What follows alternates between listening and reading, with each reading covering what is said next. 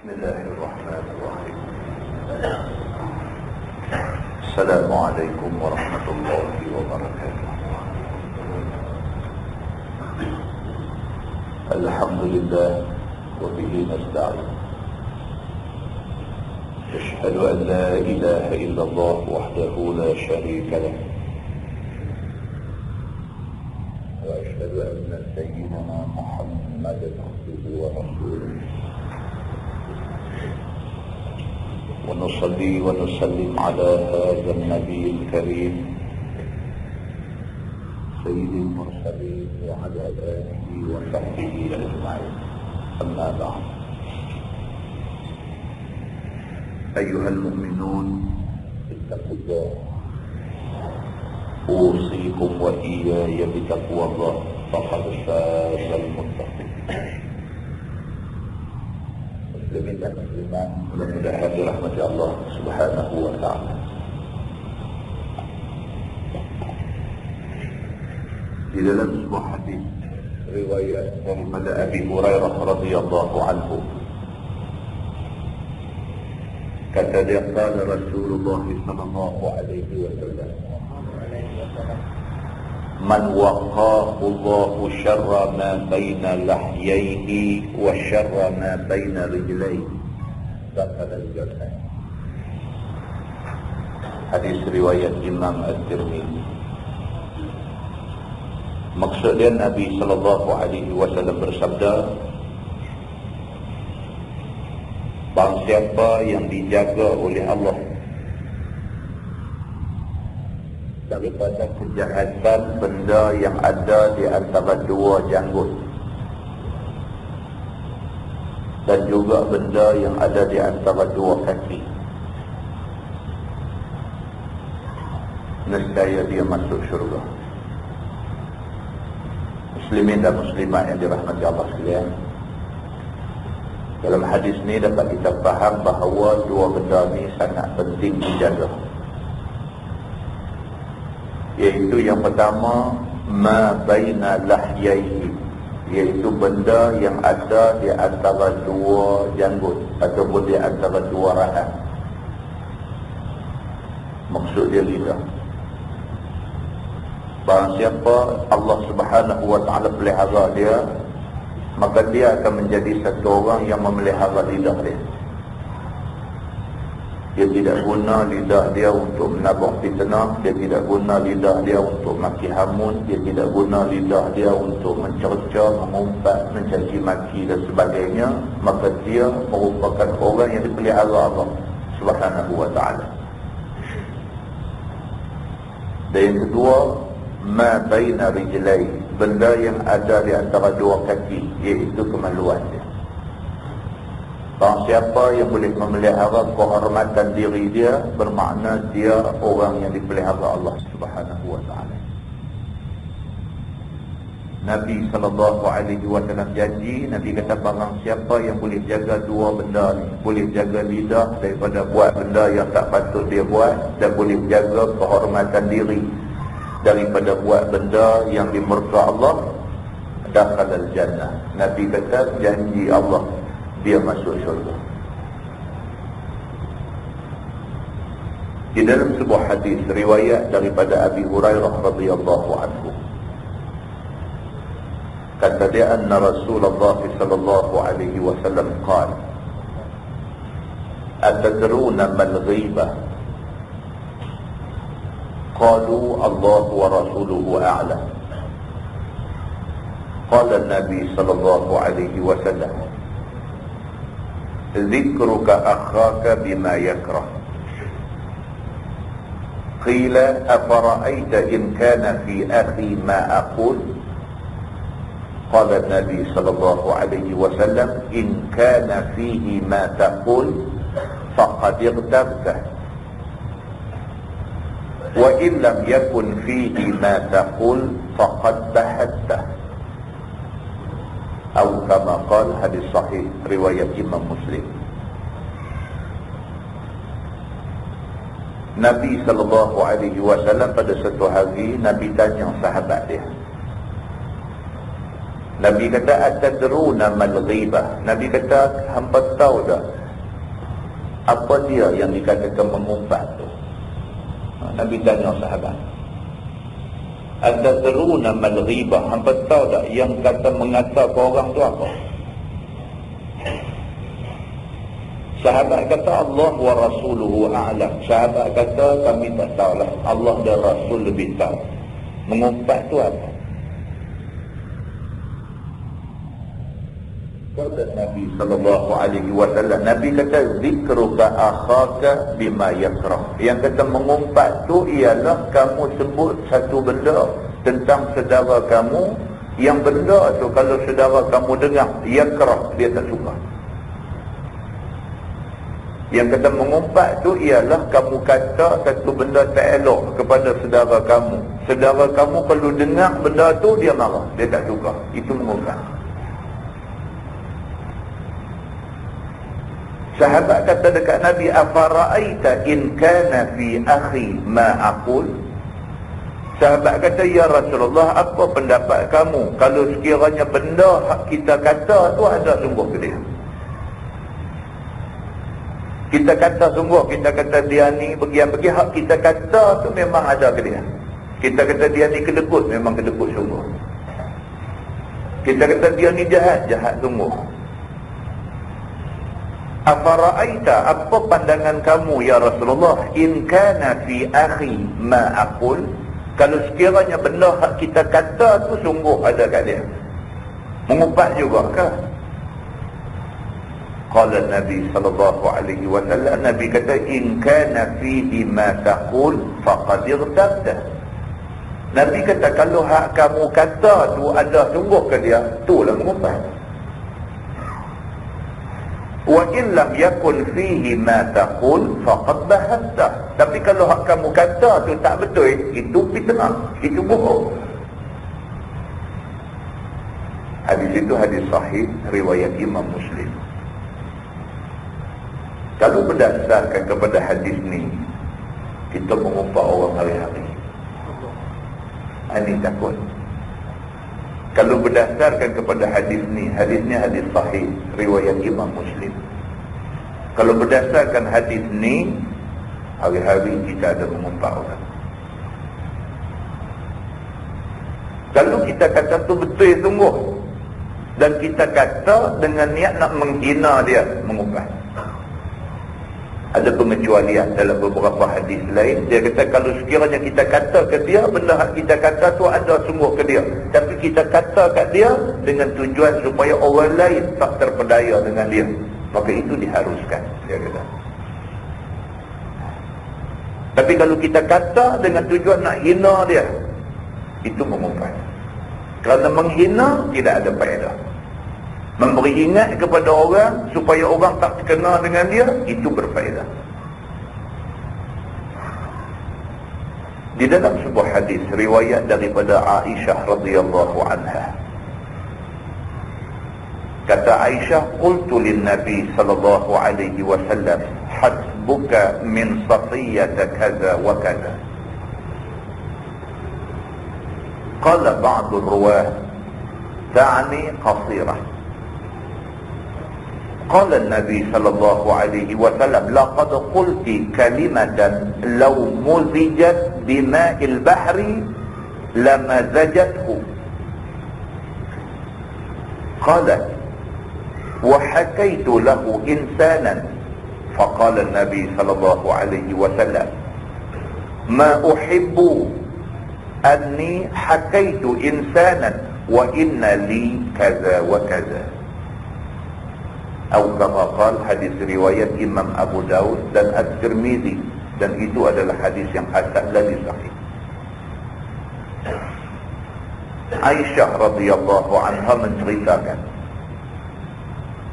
kata Aisyah, satu hari aku kata dekat Nabi,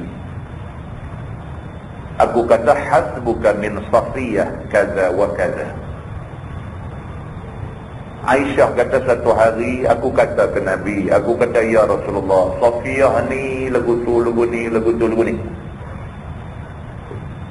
Qala ba'd ruwah, dalam satu riwayat lain dia kata ta'ni qasirah. Aisyah ni dia macam duk berburuk. Nak kata berburuk tak berburuk lah. Dia macam nak kata hina pun tak hina lah. Dia cerita dekat Nabi tentang isteri Nabi hak seorang lagi, nama Safiyah. Nabi isteri ada belah-belah orang. Aisyah ni isteri Nabi, Safiyah pun isteri Nabi. Isteri sama isteri ni madu ni biasalah, manusia, sikit sebanyak ada lah cerita. Maka Aisyah ni satu hari dia kata dekat Nabi, dia kata hasbuka min Safiyah kaza wa kaza. Dia kata ya Rasulullah, dia kata cukup ke dekat kamu ni dapat isteri macam Safiyah tu. Qasirah, dia kata Safiyah ni katik mulut pendek.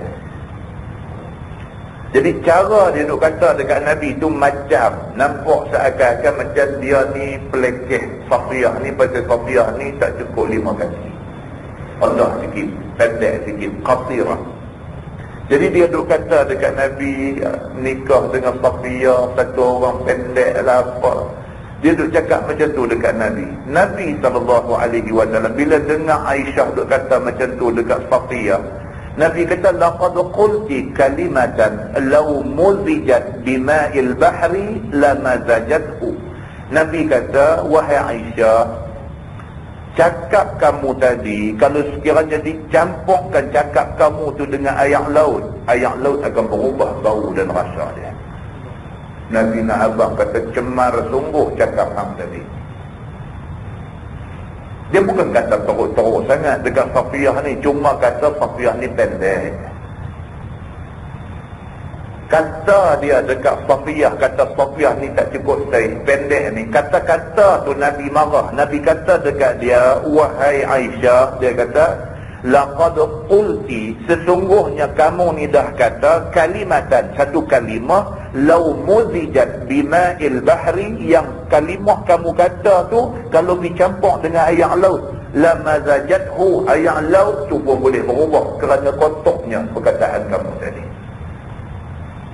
Maknanya Nabi marah lah. Nabi tak suka Nabi tu kata ke orang macam tu. Nabi tak suka. Aisyah kata dekat Safiyah, dua-dua ni madu, dua-dua isteri Nabi.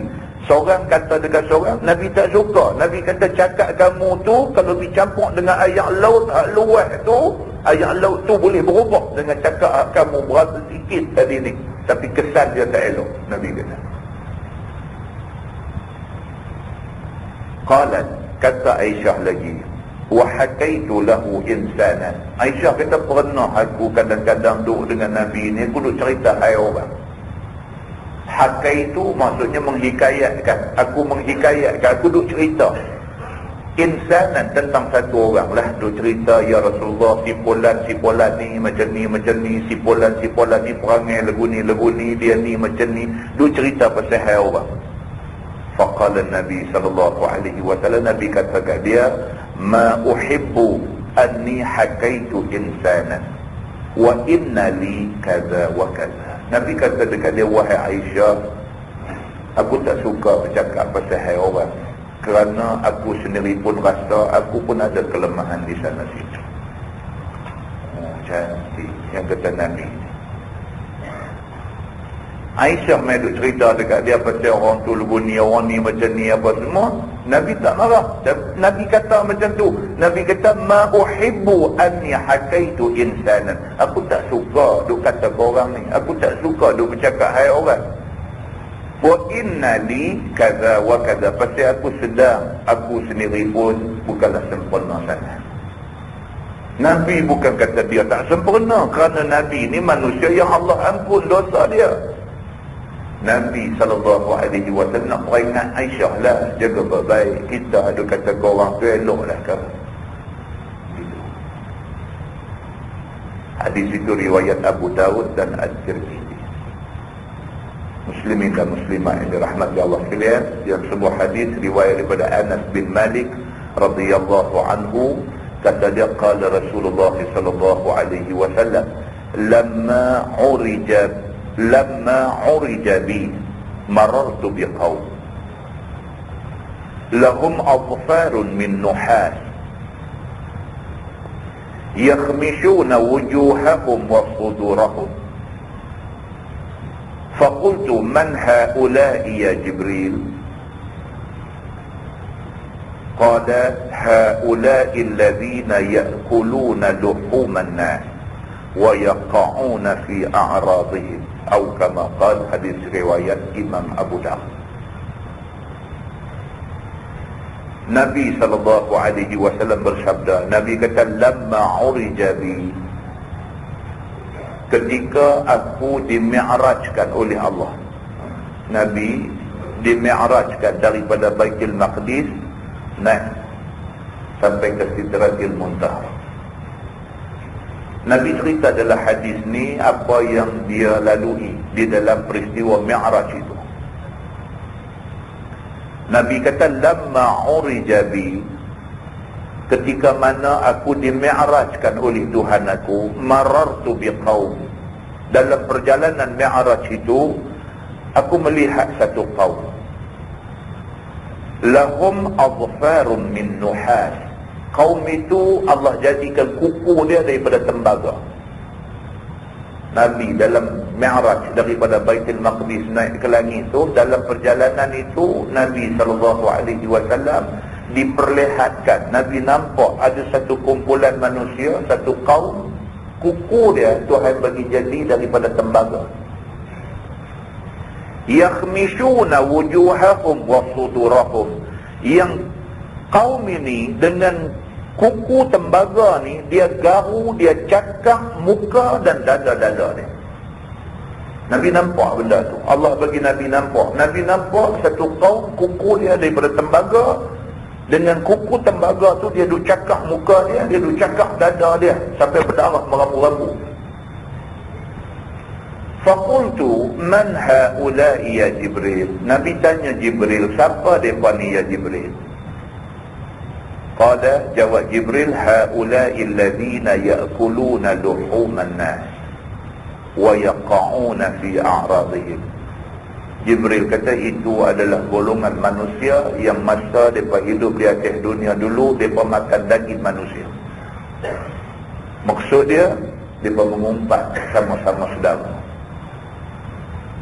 Orang yang mengumpat sama-sama saudara ni, dia macam orang makan daging saudara sendiri.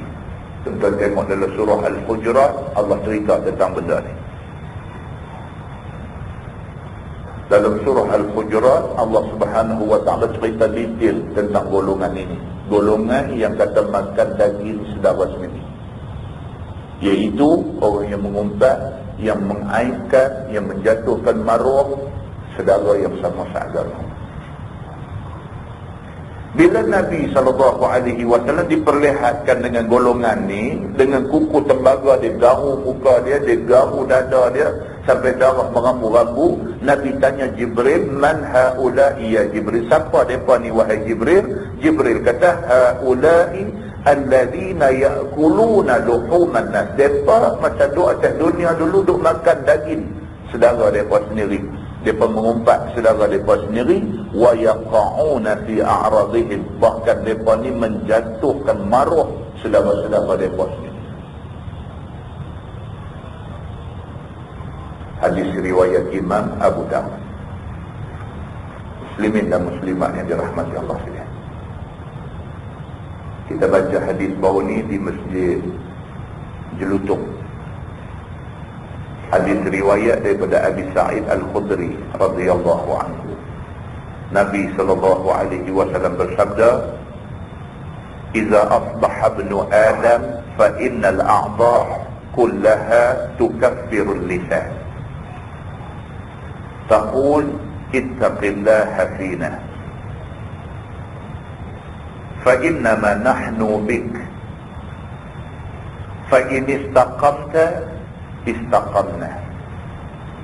Wa in i'wajajta i'wajajna." Atau kama qala, hadis riwayat Imam At-Tirmizi.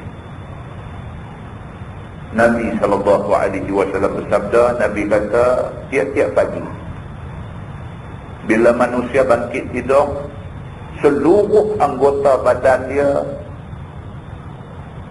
cuba untuk menasihatkan lidahnya.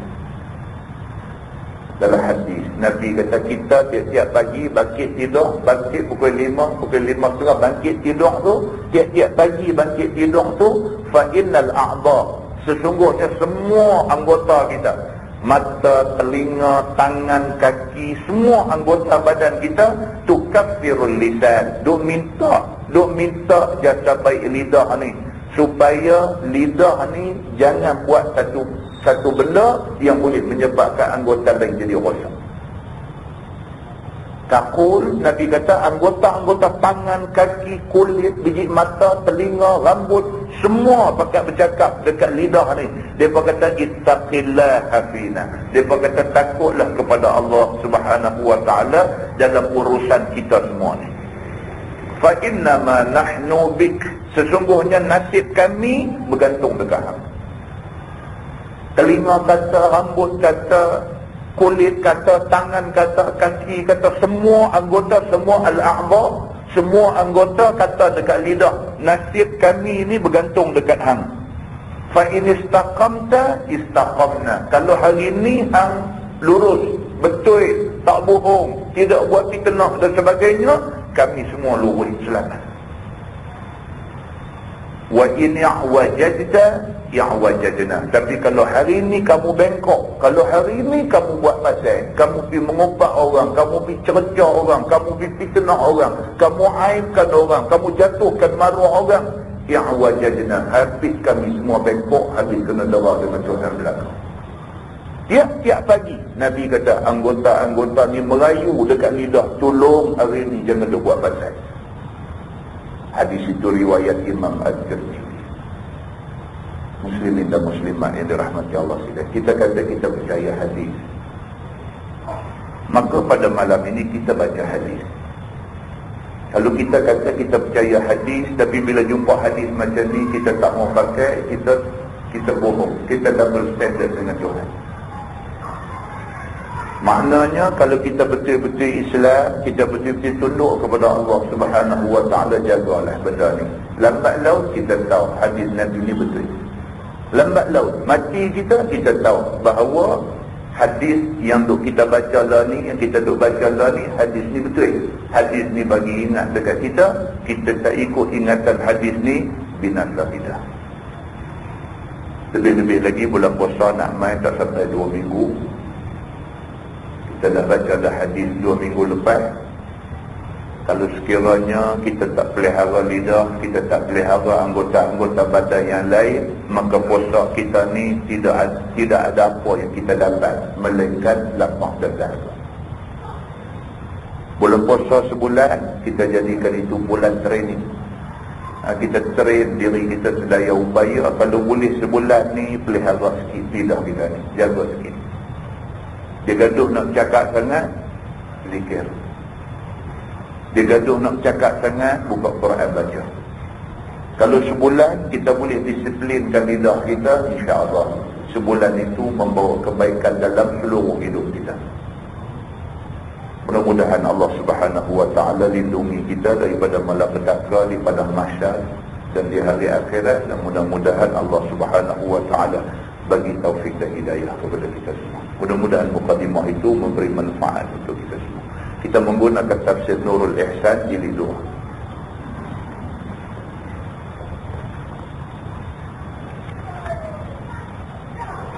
Tafsir Nurul Ihsan jilid 2, kita masih lagi berada pada tafsir Suratul Taubah. Tafsir Suratul Taubah, muka surat 147. Muka surat 147, kita masuk ayat 32. A'udzu billahi minasyaitonir rajim. Yuriduna an yutfi'u nurallahi biafwahihim. Maksudnya menghendaki mereka, yakni musuh-musuh Islam, bahawa memberi padam mereka itu nur Allah, yakni agama Islam. Ini kita kena faham. Tuhan habaq dah. Tuhan habaq dah dalam Quran. Tuhan kata yuriduna ay yutfi'u nurallah biafwahihim. Yang kata musuh Allah, yang kata musuh Islam ni, dia sentiasa cuba sedaya upaya nak padam orang Islam. Kalau boleh, kalau ikut hati, dia tak mau ada Islam seorang pun atas muka bumi ni. Kalau bolehnya dia nak buat macam tu. Maka tidak heranlah serangan demi serangan, penghinaan demi penghinaan, tuhmahan demi tuhmahan, tuduhan demi tuduhan dilemparkan pada Islam dan pada orang-orang yang sayang Islam. Pasal apa? Pasti benda ni dibuat oleh musuh Islam, dan musuh Islam memang tak suka melihat nur Allah, melihat agama Islam. Dan mereka ini dengan segala perkataan mulut mereka itu, mereka cuba untuk padam Islam. Macam-macam cerca, maki hamun, tuhmahan, fitnah, penghinaan dan sebagainya dilemparkan supaya orang nampak Islam ni tak elok, Islam ni ganas, Islam ni menganjur kepada kemunduran dan sebagainya. Dan memang begitulah rupa Islam di peringkat internasional. Rupa Islam macam tu. Di peringkat internasional lah ni, orang-orang putih dan sebagainya, mereka bila dengar Islam ni, mereka terus imagine, mereka terus bayang dalam kepala mereka jahat. Mereka bayang ganas, mereka bayang suka bunuh orang, mereka bayang Islam ni tidak bertamadun, mereka bayang Islam ni bodoh, mereka bayang Islam ni tak erti bahasa, mereka bayang Islam ni tak mengaji sekolah. Itu bayangan yang ada di dalam kepala orang-orang yang menjadi musuh Islam. Maka mereka cuba sedaya upaya nak kambuh terus Islam ni, supaya Islam ni bukan saja tak ada, hubung Islam pun tak ada. Tuhan kata wa ya'ballahu illa an yutimma nurah, dan menegah Allah kehendak mereka itu. Tak boleh buat. Allah Subhanahu wa ta'ala kata, aku pakatlah satu dunia pun musuh Islam. Bukan sahaja mereka dengan Britain pakat nak padam Islam, satu dunia pakat nak padam Islam pun wa ya'ballahu illa an yutimma nurah. Allah Subhanahu wa ta'ala akan menegah kehendak mereka itu. Mereka nak padam Islam, Allah tak bagi. Allah nak Islam bercahaya dalam dunia.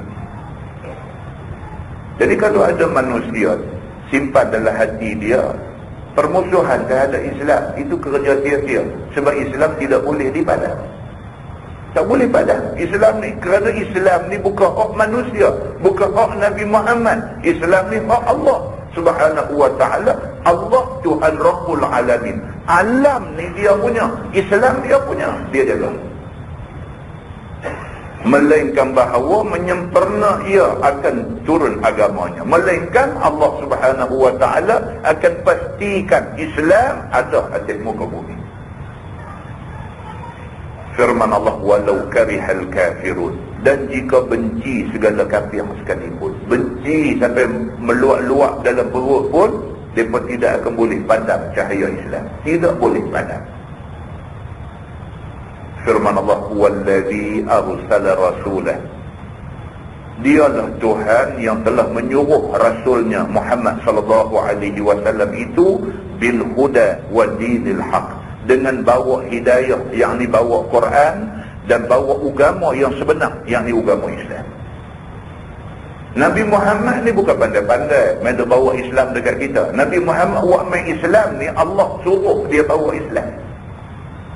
Nabi Muhammad sallallahu alaihi wasallam ni bukan nak cari glamour. Nabi Muhammad sallallahu alaihi wasallam ini bukan gila jawatan. Nabi Muhammad sallallahu alaihi wasallam ni bukan termimpi-mimpikan pengaruh besar. Nabi Muhammad sallallahu alaihi wasallam ni dia menjalankan amanah yang Allah bagi ke dia. Allah suruh dia bawa Islam, dia bawa Islam. Maka tak heranlah orang mai jumpa dia, pembesar-pembesar Quraisy mai jumpa dia, mai tanya dia, Muhammad, kamu ni betul-betul nak apa? Kalau kamu nak harta, kami nak kutip harta kami ada di Mekah ni, pakat bagi seorang sikit, bagi ke kamu. Yang akhirnya kamu akan jadi orang paling kaya di Mekah. Kalau kamu nak harta, abang, kami akan selesai saja benda tu. Kamu nak apa? Kamu nak pangkat? Kamu nak jawatan? Kami lantik kamu jadi raja. Tapi raja sajalah, polisi kami buat. Kamu nak apa? Kamu nak wanita cantik? Kami akan cari. Kalau dah jadi bini orang pun kami ambil bagi ke kamu, kalau kamu mau. Nabi kata, tak, aku nak sampaikan Islam, agama yang Allah suruh aku sampaikan. Mereka kata, la ilaha illallah.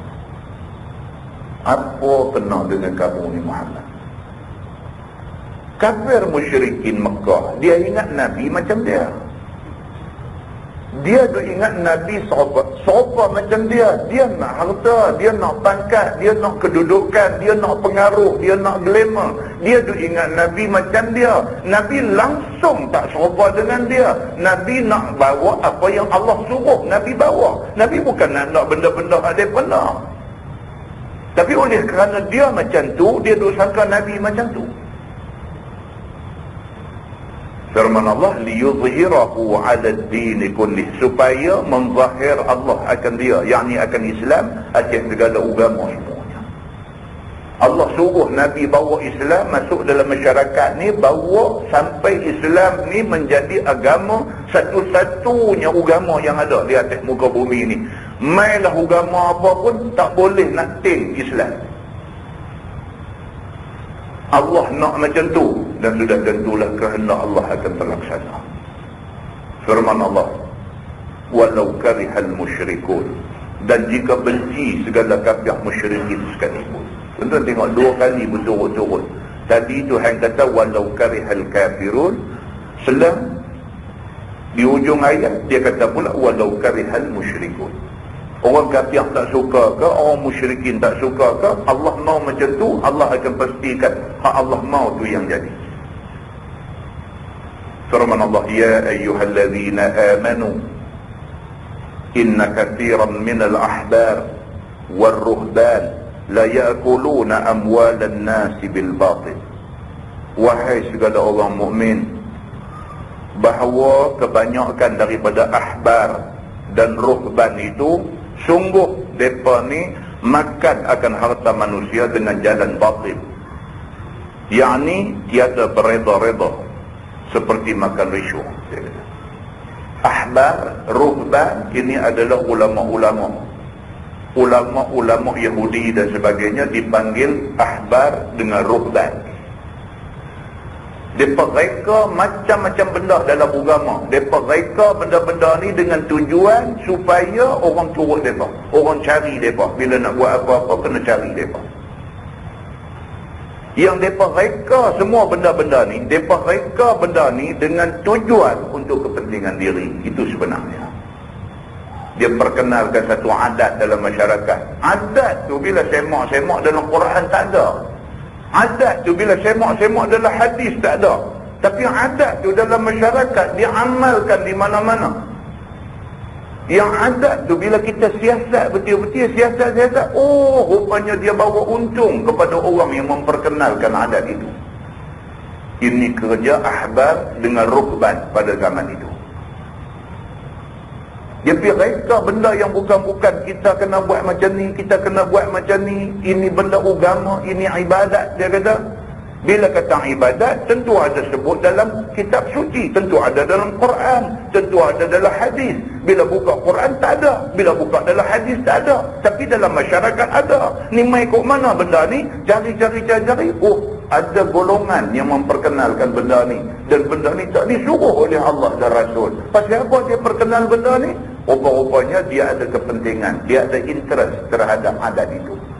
Bila orang nak buat benda tu, orang cari dia. Bila cari dia, boleh hasil ke dia. Ini kerja ahbar dengan ruhban satu masa dulu. Mereka kona daripada ajaran Taurat, mereka kona daripada ajaran Injil. Mereka reka beberapa adat dan budaya sendiri. Yang adat budaya ni kalau nak buat, kena cari mereka. Dengan cara tu menjadi satu pendapatan pada mereka. Tuhan marah kepada ahbar dan ruhban yang macam ni. Wa yasudduna an sabilillah, dan menegah mereka itu akan manusia daripada jalan agama Allah, yakni daripada beriman dengan Muhammad dan masuk agama Islam. Lebih teruk lagi, golongan ahbar, golongan ruhban, golongan alim ulama Yahudi ini, mereka baca dalam kitab Taurat. Dalam kitab Taurat sebut terang-terang akan ada Nabi akhir zaman, nama Nabi itu Muhammad ataupun nama dia Ahmad. Mereka baca terang-terang, tapi dekat orang yang mengaji ke dia, dia tipu. Dia kata tak ada dah, mana ada dah Nabi lepas daripada ni, tak ada. Dia kata dia tipu. Penipuan itu bertujuan untuk kepentingan diri dia. Allah marah kepada ahbar dan rukban ini. Firman Allah, walladzina yaknizuna az-zahaba wal fiddah wa la yunfiqunaha fi sabilillah fabashirhum bi'adzabin alim. Dan segala mereka yang simpan emas, perak dan tiada menafkahkan mereka itu akan dia ke jalan seperti zakat, yakni pada jalan agama Allah, tiada mengeluar daripadanya akan hak Allah daripada zakat dan lainnya, maka persukailah olehmu akan mereka itu dengan azab yang sangat sakit. Tuan ayat ni, seorang sahabat Nabi, nama dia Abu Dzar Al-Ghifari. Bila turun ayat ni, Nabi baca ayat ni, Abu Dzar ni dengar ayat ni. Dia dengar ni ayat walladzina yaknizuna az-zahaba wal fiddah ni. Dan orang-orang yang tidak membelanjakan emas perak. Maksudnya orang-orang yang ada emas perak, dia simpan sengak abuan dia saja, tak bagi orang lain rasa sama nikmat tu. Sampai ke peringkat zakat pun tak buat keluar, duk simpan buat ketui ke dia seorang saja. Orang yang macam ni, Allah kata fabashirhum, bagi berita gembira dekat dia. Gembira apa? Bi'azabin alim. Gembiralah dia dengan duk simpan emas ketui di rumah ni. Gembiralah dia, esok dia akan kena azab yang pedih. Dalam ilmu tafsir, dia bincang ni pasal apa Tuhan kata fabashirhum, pasal apa Tuhan kata dan bagi berita gembira. Gembira apa? Azab. Maka dia kata tujuan Tuhan kata fabashirhum atas jalan sindiran. Tuhan nak sindir orang-orang ni. Hang seronok sangat duk kepui harta dekat hang seorang sampai zakat pun tak mau bayar. Ambil, seronok sangat ambil, esok kena azab yang pedih. Sindiran. Macam kita lah, anak kita kata dah, taklah duk main mercun. Kan nak bulan puasa, nak main raya, tak sah duk main mercun, tak sah duk main bunga api, main juga sebakang tangan. Kita kata ambil, sedap, kena api sedap saja. Sedap tu tentu dah tak sedap, tentu dah sakit, tapi kita kata sedap, kena api sedap, puas. Tujuan kata tu nak padan muka dia. Macam tu juga kaedah Allah Subhanahu wa ta'ala guna dalam Quran. Bagi orang yang ada harta banyak, yang ada apa semua tu himpun kat dia seorang, zakat pun tak mau bagi ke orang, tak mau tolong orang susah dan sebagainya, fabashirhum bi'azabin alim. Bagi dekat dia satu berita baik, satu good news. Di hari akhirat esok dia akan kena azab yang pedih. Abu Dzar Al-Ghifari bila dengar ayat ni, pucat muka dia, pengsan. Bila jaga daripada pengsan, terus bersumpah dengan nama Allah. Abu Dzar kata, aku tidak akan biarkan dalam rumah aku bermalam walaupun 1 dinar, walaupun 1 dirham. Ni dia baca ayat ni. Barang siapa yang simpan emas perak dalam rumah, tidak belanja pada jalan Allah, akan kena azab pedih. Dia baca ayat ni, dia kata tak boleh simpan emas perak. Dinar itu wang emas, dirham itu wang perak. Dia kata kalau macam tu, dia kata aku mula pada la ni juga. Dalam rumah aku tidak akan bermalam duit emas ataupun duit perak, dinar ataupun dirham tidak akan bermalam dalam rumah aku, dia kata. Dan Abu Dzar Al-Ghifari, dia bukan kata saja, dia buat dandan, tuan-tuan. Sampai Abu Dzar mati, duit nak beli kapan pun tak ada. Tu yang kata sahabat Nabi yang nama Abu Dzar Al-Ghifari. Punya dahsyatnya dia dengan ayat Quran ni, dia pegang sampai tera-tera tu. Sahabat lain pun tak cara tu, tapi dia sampai macam tu. Muslimin dan muslimat yang dirahmati Allah sekalian. Firman Allah, yauma yuhma 'alaiha fi nari jahannam. Pada hari dibakar atasnya pada neraka jahanam itu dinar dirham itu. Mana-mana orang yang kedekut bakhil, duit sampai tak pernah keluar zakat, tidak pernah guna duit untuk tujuan sabilillah, tidak pernah bagi duit untuk tujuan sedekah, tolong orang dan sebagainya, di hari akhirat esok, yauma yuhma 'alaiha fi nari jahannam. Pada hari kiamat itu dibakar atasnya pada neraka jahannam itu dinar dirham itu. Dia akan dibakar dengan duit-duitnya sekali. Firman Allah, fatukwa biha jibahuhum tu. Bukan ha. Fatukwa biha jibahuhum wa junubuhum wa zuhuruhum. Maka ditampal dengannya akan dahi mereka itu dan lambung rusuk mereka itu dan belakang mereka itu.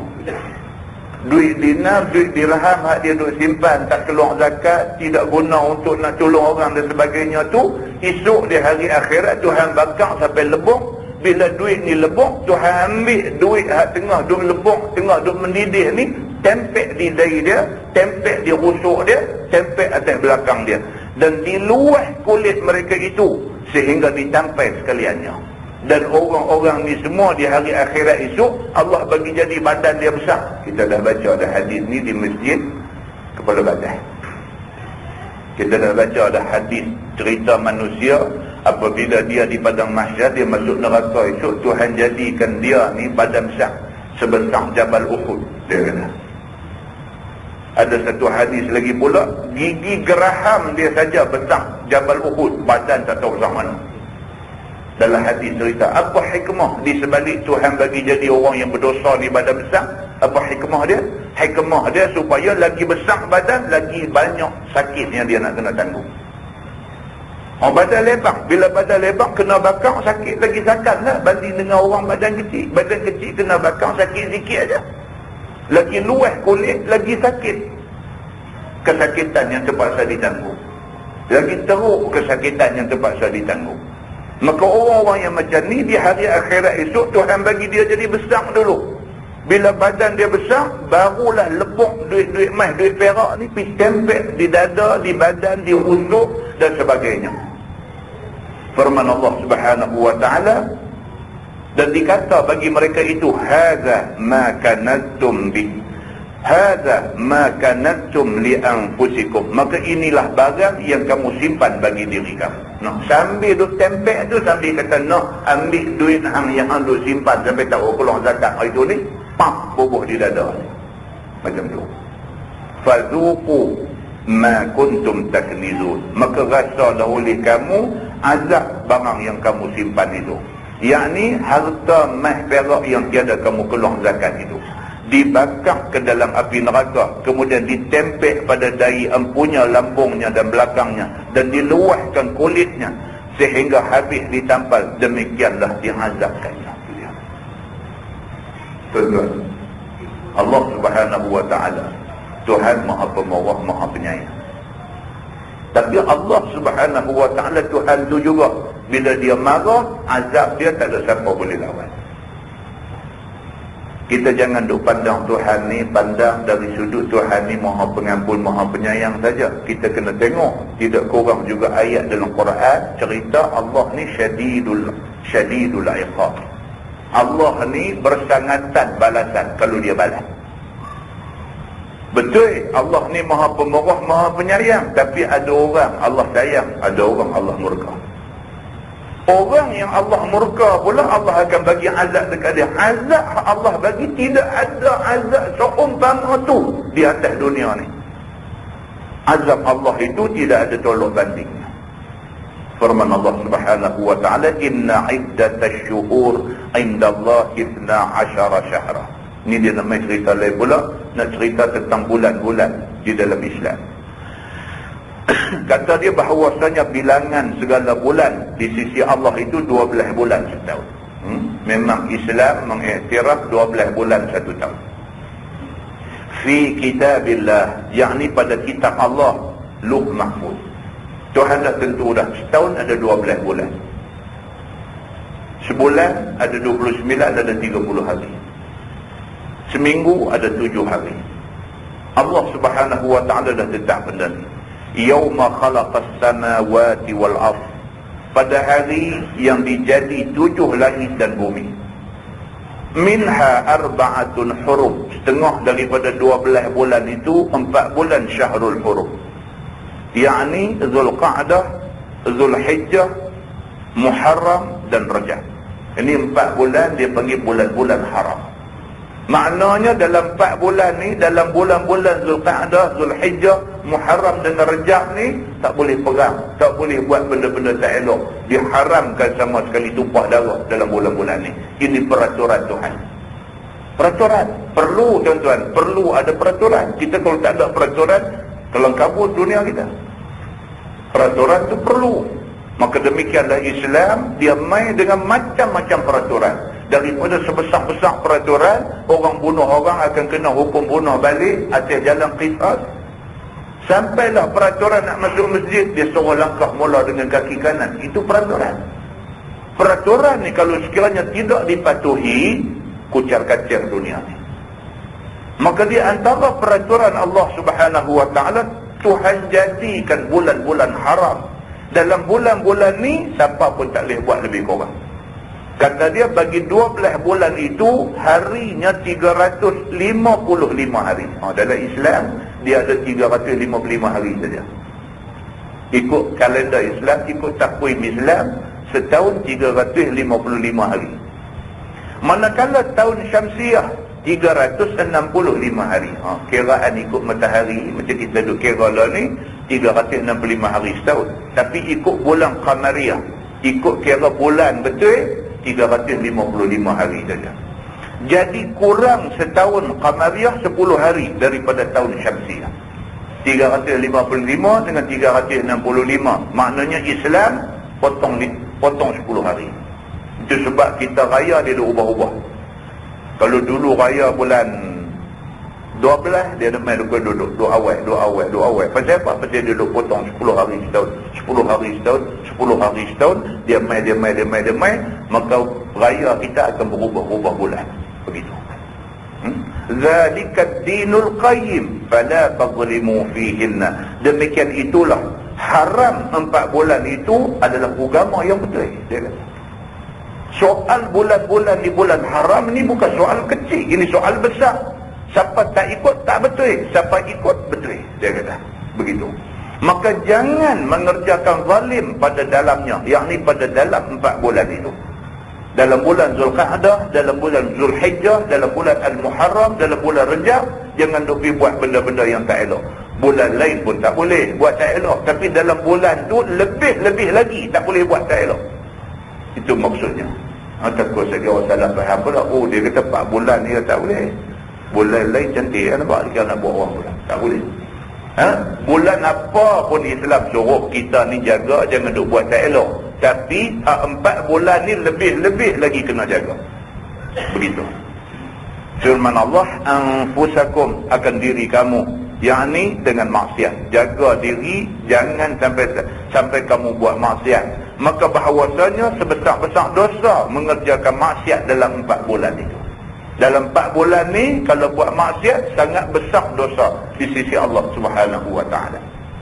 Firman Allah, waqatilul musyrikina kaffah kama yuqatilunakum kaffah. Dan peranglah olehmu wahai orang-orang Islam akan segala kafir musyrikin itu sekaliannya. Seperti barang yang perang mereka itu akan kamu sekaliannya. Islam suruh apabila kita ni dihimpit, kita ni ditindas, kita ni ditekan, kita ni dibuat sampai teruk-teruk, jangan ada di kalangan kita ni yang hilang semangat jihad. Dia tak mahu.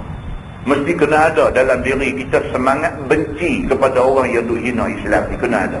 Kita tak suka tengok kuasa kafir dunia duk mai duk buat lebih kurang dekat orang Islam. Nyawa orang Islam lebih murah daripada nyawa ikan bilik. Dia nak bunuh bila dia boleh bunuh, dia nak bom bagi mati sedap 2-3 ribu orang dia boleh buat. Setidak-tidaknya dalam hati kita kena ada satu perasaan benci kepada kezaliman yang dibuat oleh orang yang menjadi musuh Islam ni. Kena ada perasaan tu. Kerana tu Nabi kata, man la yahtamu bi amril muslimin falaysa minhum. Nabi kata siapa di kalangan orang Islam ni sampai tak ada rasa nak ambil berat kepada masalah yang menimpa orang Islam lain, falaysa minhum, dia bukan daripada kalangan mereka. Dia bukan orang Islam. Dia tengok orang Islam tu kena bunuh di sana sini, tak berasa apa. Tak berasa apa. Dia kata biar pergi pada muka, biar mereka kena. Kalau sampai macam ni, Nabi kata falaysa minhum, dia ni dah tak ada dah. semangat jiwa Islam dalam diri dia. Firman Allah, wa'lamu annallaha ma'al muttaqin, dan ketahuilah olehmu bahawasanya Allah Ta'ala itu serta orang-orang yang muttaqin, yakni orang yang takut Allah, junjung segala suruh Allah dan segala tegah Allah Subhanahu wa Ta'ala. Tuhan sentiasa jaga orang yang bertakwa. Tuan-tuan, kita tengok banyak kali dah. Dalam perang Badar, Allah hantar bantuan tolong Nabi, walaupun Nabi sikit. Bulan lepas kita baca cerita perang Hunain. Dalam perang Hunain, serupa juga Allah hantar bantuan. Nabi tunduk, cekak pasir segenggam, Nabi perui pasir pergi dekat musuh. Dengan kehendak Allah Subhanahu wa Ta'ala, musuh yang ada ribu-ribu orang tu pandan dengan segenggam pasir tu aja masuk dalam biji mata ribu orang musuh. Itu bantuan Allah Subhanahu wa Ta'ala. Dengan syarat ada takwa, Allah bantu. Kalau tidak ada takwa, Allah tidak bantu. Macam tu aja. Firman Allah,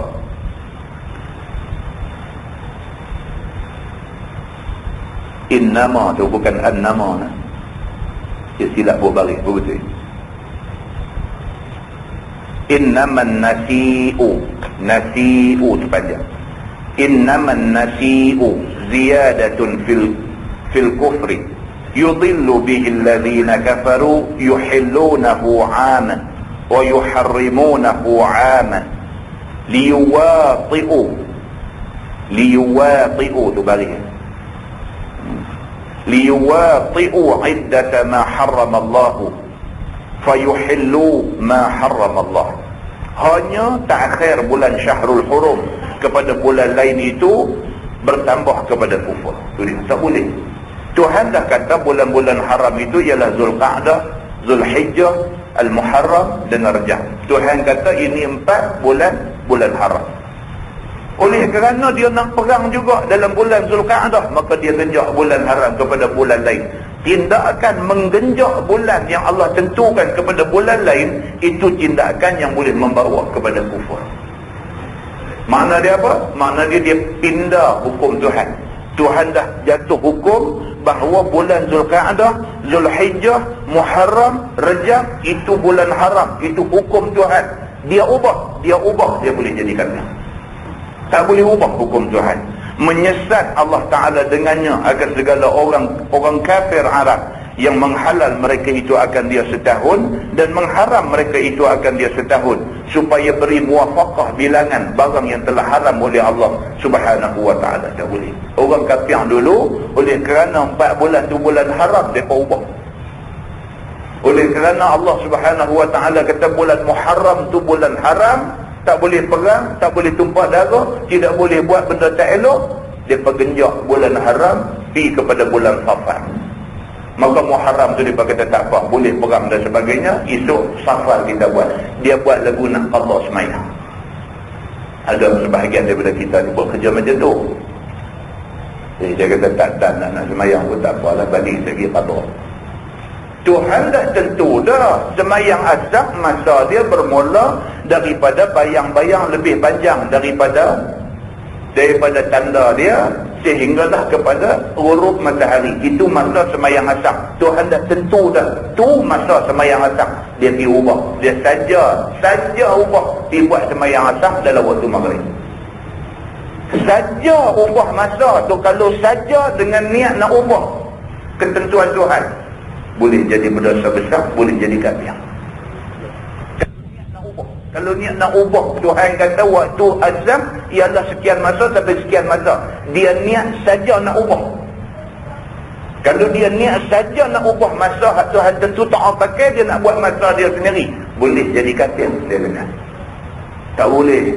Kalau dia tak semayang, dia berdosa. Jangan duk i'tiqad dalam hati dia, aku saja nak ubah masa Tuhan buat ni tak sesuai, aku nak buat masa lain yang aku rasa lebih sesuai.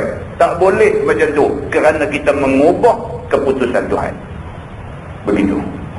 Maka menghalal mereka itu barang yang Allah Ta'ala haram, yang di bulan Syahrul Hurum 4 bulan.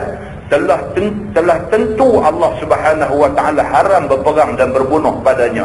Aman Arab. Maka apabila berperang mereka itu umpama bulan Muharram yang haram berperang, maka mereka itu takhirkan haram itu kepada bulan Safar. Nampak kita kata Tuhan kata bulan Muharram tak boleh perang. Dia nak perang juga dalam bulan Muharram. Dia tolak bulan haram tu pergi ke bulan Syafar. Dia ubah masa hak Tuhan kata. Tuhan kata bulan Muharram, bulan haram. Dia tolak pergi ke, dia ubah masa hak Tuhan pilih. Dia pilih, dia lagi pandai pada Tuhan. Tak boleh macam tu. Tuhan dah tentu dah hukum ke atas orang yang berzina ialah sebab 100 rotan. Dia ubah. Dia ubah dengan yang tiqat kata hak Tuhan punya tak boleh buat, tak sesuai lah ni. Jahannam. Tak boleh macam tu. Kerana itu keputusan Tuhan. Keputusan tu Tuhan kena bantu. Begitu. Dan jika berhajat lagi perang, maka dia tak akhirkan pula kepada Rabiul Awal. Dia perang dalam bulan Muharram, dia kata dah bulan haram kita tolak pergi dekat Safar. Tiba-tiba perang tak habis.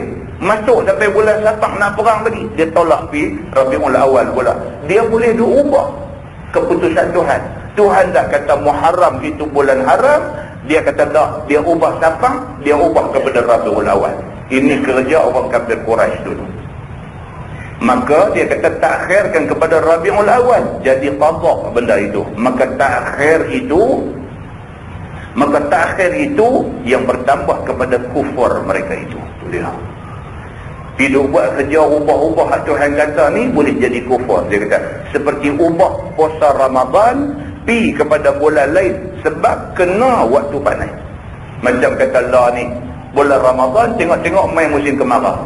Bila main musim kemarau dia kata tahu kalau nak puasa bulan ni, bulan kemarau ni, dia kata jenuh kita dahaga ni.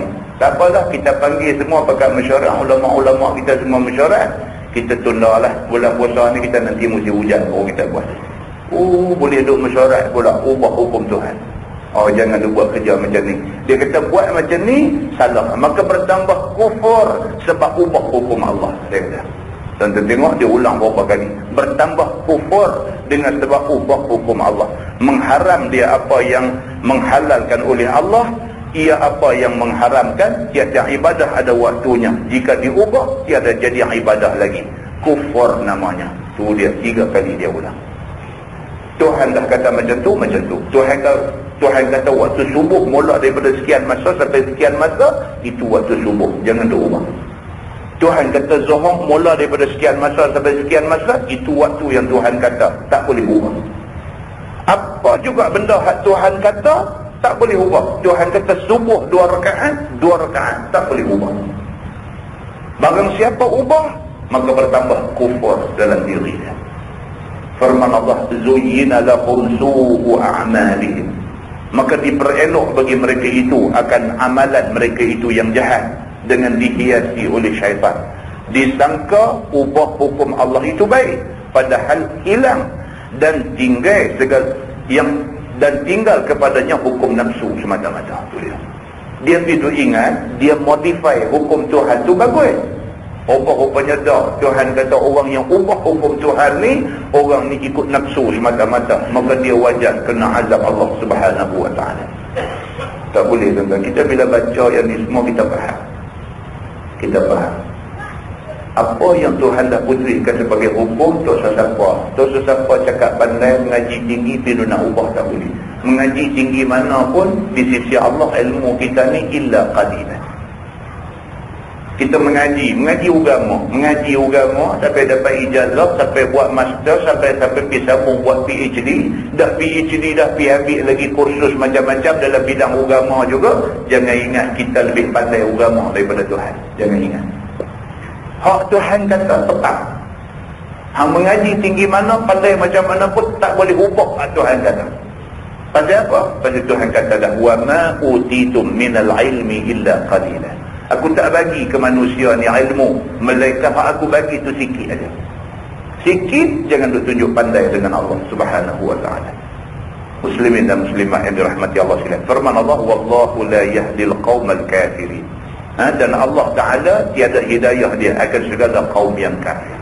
Tuhan tak akan bagi petunjuk kepada orang-orang kafir. Dia masuk pula, dia kata cerita tentang perang Tabuk. Dan turun tak kala suruh Nabi SAW akan manusia kepada perang Tabuk. Ni ayat anak main ni ayat 38. Dalam ayat ni Allah Subhanahu wa ta'ala nak cerita tentang kisah perang Tabuk. Perang Tabuk dia kata berlaku pada tahun 9 Hijrah. Nabi hijrah daripada Mekah pergi ke Madinah. 9 tahun Nabi duduk di Madinah, berlaku perang Tabuk. Perang Tabuk berlaku dalam bulan Rejab. Berlaku dalam bulan Rejab, bulan haram. Firman Allah Subhanahu wa taala, ya ayyuhallazina amanu ma lakum idza qila lakum unfiru fi sabilillah taqaltum ila al-ard. Wahai segala orang yang beriman, apa kerana kamu apabila dikata bagi kamu keluarlah kepada perang sabil itu, berlambat-lambat kamu kepada bumi seteru dan duduk padanya. Tuhan Allah Subhanahu wa taala kata, ya ayyuhallazina amanu, wahai orang-orang yang beriman. Pasal apa hangpa jadi macam ni? Bila datang panggilan jihad, ajak kamu pergi berperang dalam satu perang yang dinamakan perang Tabuk, hangpa duk buat lambat, duk buat slow, duk buat duk tunjuk macam tak minat nak pergi. Pasal apa hangpa jadi macam ni? Tuhan kata macam tu. Tuhan seolah-olah nak melahirkan rasa pelik dengan sikap orang yang beriman. Kata beriman, orang ajak pergi perang, duk buat lambat, duk buat galik, duk buat cari pasal, duk cari alasan, duk tak mau pergi. Pasal apa kamu jadi macam tu? Firman Allah, araditum bil hayatid dunya minal akhirah. Adakah kamu lambat ni kerana kamu terlampau redha dengan hidup dunia sebagai ganti akhirat? Adakah hampa orang ajak pergi perang Tabuk, Nabi ajak pergi perang Tabuk, hampa duk buat tak pergi? Pasal apa hampa jadi macam tu? Adakah hampa jadi macam tu kerana hampa selesa sangat dengan dunia sehingga tak mau nak pergi berperang sama dengan Nabi SAW? Betul, keselesaan ni pun bahaya. Keselesaan ni pun bahaya. Kita nak main mengaji pun halangan kita keselesaan.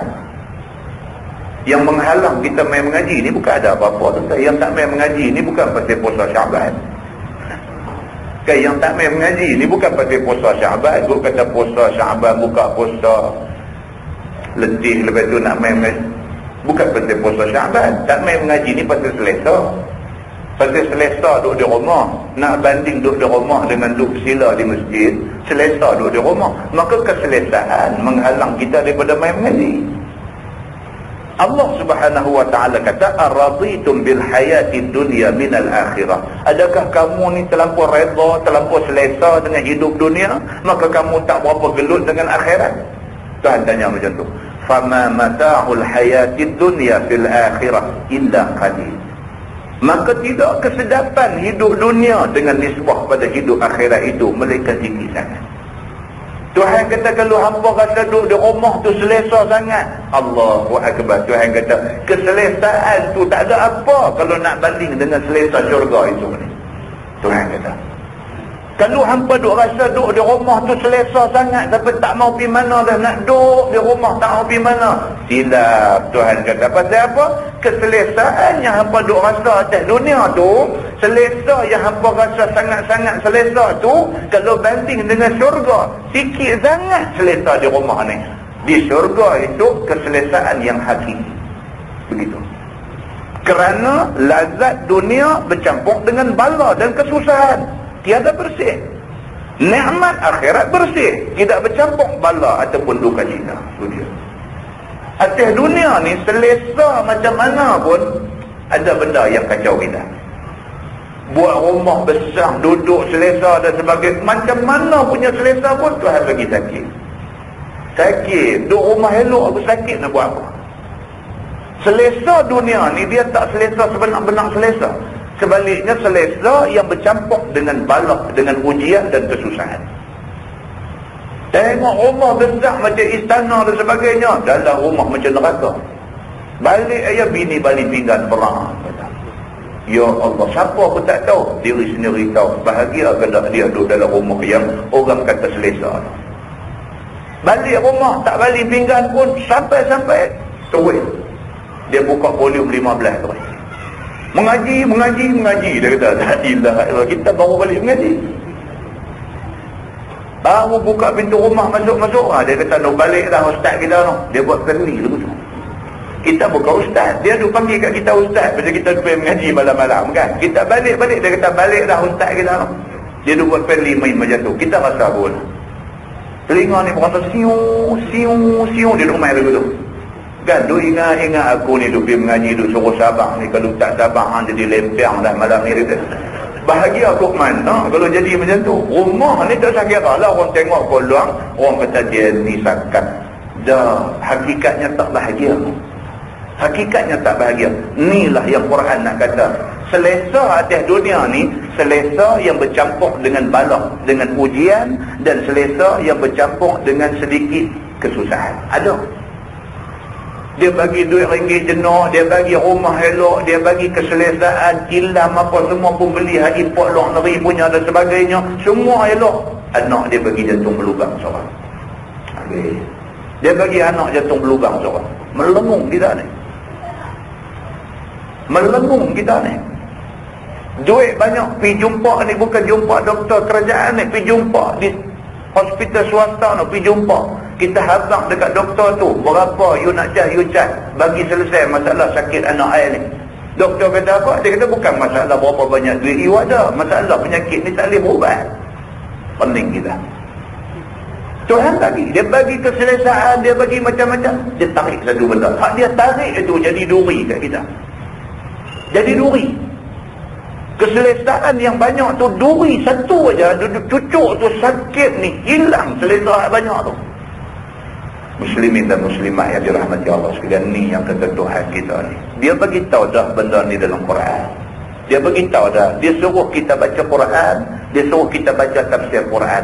Dia suruh kita lepas baca Quran, lepas baca tafsir Quran, renung balik apa yang Tuhan kata ni. Kita nampak sebiji benda tu kena ke kita. Nampak? Maka orang yang masuk syurga hari-hari bertambah suka, bertambah muda, bertambah elok dan bertambah lazat. Sedangkan dia kata dunia akasnya. Akas maksudnya sebaliknya. Orang yang duduk dalam syurga ni, Allahu Akbar, tak ada susah hati langsung. Langsung tak susah hati. Sakit tak ada langsung. Duduk dalam syurga ni melainkan hari ni dengan esok lebih banyak nikmat pada hari ni. Esok dengan lusa lebih banyak nikmat daripada esok. Dia duk main nikmat ni tak kurang, melainkan bertambah. Kita tak tahu sampai bila baru nak habis nikmat Tuhan bagi ni. Tuan-tuan baca dalam hadis Qudsi, Allah ceritakan tentang ahli syurga yang dah duduk lama dah dalam syurga, yang terima nikmat hari ni, esok lebih baik pada hari ni, terima nikmat lusa lebih baik daripada esok. Hari-hari duduk, hari-hari nikmat duduk tambah. Tiba-tiba dah lama dah duduk dalam syurga, dalam keadaan nikmat duduk tambah hari-hari. Tiba-tiba Tuhan mai jumpa dia. Tuhan kata dekat dia, kamu redha tak dengan apa yang aku bagi dekat kamu? Ahli syurga ni kata, aku redha ya Allah, aku sangat redha. Tuhan kata, aku nak bagi lagi satu nikmat dekat kamu. Nikmat ini kemuncak kepada segala nikmat yang diterima oleh ahli syurga. Terkejut ahli syurga ni. Dia kata, ya Allah, ada lagi kan nikmat yang lebih daripada aku terima lah? Lihat aku terima lah ni, aku tak boleh nak cerita dah macam mana. Ada lagi ke yang lebih nikmat daripada nikmat ni? Tuhan kata ada. Apa dia? Dia kata, Tuhan kata keredaan aku. Nak terang tak dia dah. Sampai dekat tu lah kita boleh terang. Kemuncak kepada nikmat bagi ahli syurga ialah keredaan Allah. Tuhan kata, aku bagi keredaan aku dekat kamu, tak ada apa dah kamu perlu dalam dunia ni. Keredaan Allah itu adalah nikmat yang siling, tak boleh pergi dah. Muslimin dan muslimat yang dirahmati Allah sekalian, nak dapat keredaan Tuhan bukan senang. Itu cerita dia, bukan senang nak dapat keredaan Tuhan. Itulah yang dikatakan syurga Allah Subhanahu wa ta'ala. Dia kata akas dengan dunia, sedangkan dunia sebaliknya. Hari ke hari macam-macam jadi. Kemarin kita ada 5 masalah, hari ni jadi 15 masalah. Malam ni tak tidur, duk fikir macam mana nak selesai 15 masalah ni. Tak boleh tidur, fikir atom, macam-macam. Esok hak 15 turun tinggal 7, kita rasa lega dah sikit. Pasal apa? Daripada 15 dah jadi 7, rasa lega dah. Tak ada nak petang dia main 20 pula masalah. Ini yang kata dunia, hari-hari ada masalah. Kita tak cari masalah dengan orang main cari masalah dengan kita. Apa ya? Tak, macam kita duk buat kereta atas jalan tu. Kita ni punya cermat ni, siapa tak kenal kata kita cermat. Bukan dekat cermat bawa kereta, sampai berhenti, Orang turun, kita turun sama pergi ketuk pasir. Punya cermat. Tapi orang takut nak naik kereta kita. Punya cermat ni bukan takat cermat. Takat nak masuk simpang bagi signal. Tengah kilometer lagi bagi signal dah. Buka tingkap gawang tangan wang-wi nak masuk kanan. Punya cermat bawa kereta ni. Kita punya cermat ni bukan setakat macam tu. Sampai penumpang turun, kita turun sama. Dia kata awak turun bersebab. Tak apa. Ambil ketuk pasir Allah. Allahu Akbar. Tuan-tuan kata, aku taubat tak ada kita kata. Punya cermat kita macam tu. Dalam tu ketuk pasir, tahu ambil langgang punggung kereta. Kena juga. Kita tak cari pasal pun dengan orang. Kawan ambil bom kata belakang. Tengok Hindu mabuk tuak langgang. Itu kata masalah. Dalam dunia ni tak sembang lah. Mesti ada masalah. Kita tak cari masalah, orang mai cari masalah dengan kita. Masalah ada. Maka itulah dunia. Selesa macam mana pun ada ujian daripada Tuhan. Yang ujian itu mengusik keselesaan tadi. Begitu. Maka Tabuk itu, dia kata antara Syam dengan Madinah. Dia kata kedudukan yang dikatakan Tabuk, tempat berlaku perang ni, dia terletak di antara Syam dengan Madinah.